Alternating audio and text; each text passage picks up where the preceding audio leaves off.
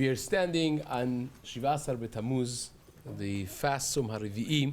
Of course, everyone is busy with all the things that happened on Shivasar Tammuz and the period of the 3 weeks, what we call Ben HaMetzarim, and on Tisha B'Av. But I believe one perspective that is important to keep in mind is the fact that the preciseness of the events happening in these days by themselves are the greatest heartwarming moment for Klal Yisrael, that even when HaKadosh Baruch Hu punishes, even when He is displeased with us, everything is precise.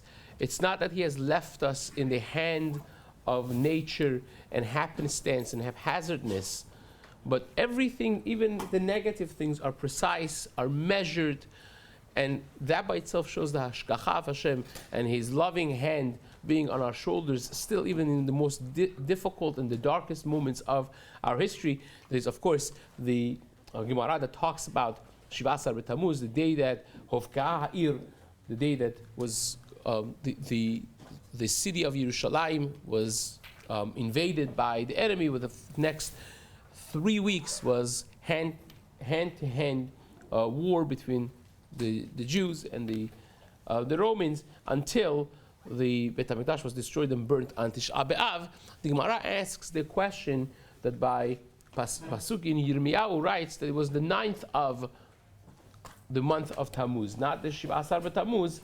And the answer that the Yerushalmi gives in Perek Dalet of Masechet Ta'anit, Al-Chahei, is that the Cheshbon was confused, but really even in Bayit Rishon, even in the first Beit HaMikdash, the invasion of the city of Yerushalayim was on the same day as Shivasar Tammuz. So it turns out to be a mind-boggling, fascinating fact that both in Bayit Rishon and in Bayit Sheni, that they are about 500 years apart from each other, they were invaded as Shivasar Tammuz, and the Beit HaMikdash was destroyed and burnt on Tisha B'Av.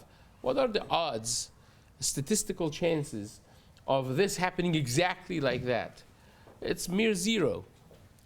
And that by itself is the greatest chizuk for us, that even when we go through this, it is supposed to strengthen our emunah, realizing that this is not Jews being in galut with a lot of shivim ze'evim, 70 wolves around a sheep, that we are given in the hands of the goyim. But even in the darkest of the moments, HaKadosh Baruch Hu is metzitz min hacharakim. He is watching us from the holes. He is watching us from behind the scene. His hashgacha, His providence, and His will is what governs our fate and our life in even the moments of exile and difficulty. And that is perhaps one perspective that strengthens our hearts and gives us perspective going through these days of difficulty, these days of mourning, communal mourning. B'ezrat Hashem, we should be zocheh to see once again B'shuv Hashem at Shivat Amot, to see and be able to be Sham Na'alev and Nira'ev and Nishtachaveh, go to Yerushalayim again. B'ezrat Hashem, Yerushalayim Abinu, Ya Amin.